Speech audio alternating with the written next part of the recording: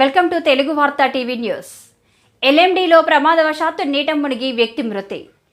ఆసిఫాబాద్ జిల్లాలో pay and అకౌంట్లో పనిచేసే విజయ్ అనే వ్యక్తి కుటుంబంతో కలిసి ఎల్ఎండి గేట్ల సమీపంలో ఫోటోలు దిగుతుండగా ప్రమాదవశాత్తు కొడుకు కూతురు నీళ్లలో పడడంతో వారిని కాపాడబోయి నీళ్లలో మునిగి చనిపోయిన విజయ్.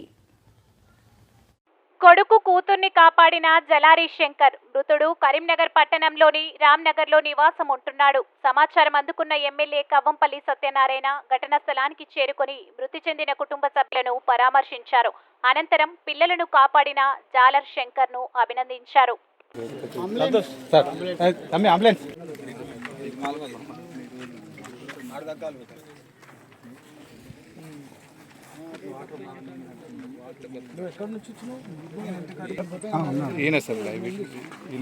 ఇక్కడనే ఉన్నావా? నేను అక్కడ బోర్డు కానీ చురుకొచ్చిన సార్ అక్కడ బోర్డు చాలా భయం. వాళ్ళు చూసేసరికి పునుగుతుంది ఇట్లా ఇట్లా అక్కడ నుంచి చురుకొచ్చి డైరెక్ట్ దుకేసి ఇద్దరిని ఇది చేసింది. ఆయన కనమని ఇక నాకు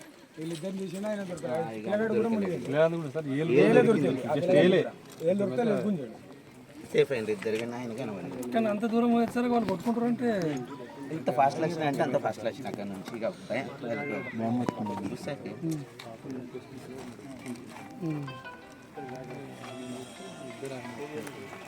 ఈ టైంలో అయితే ఇంకా ఏం కలుగుతుంది సార్. చాలా మంది వచ్చింది. ఎన్ని గంటలకైంది? గంట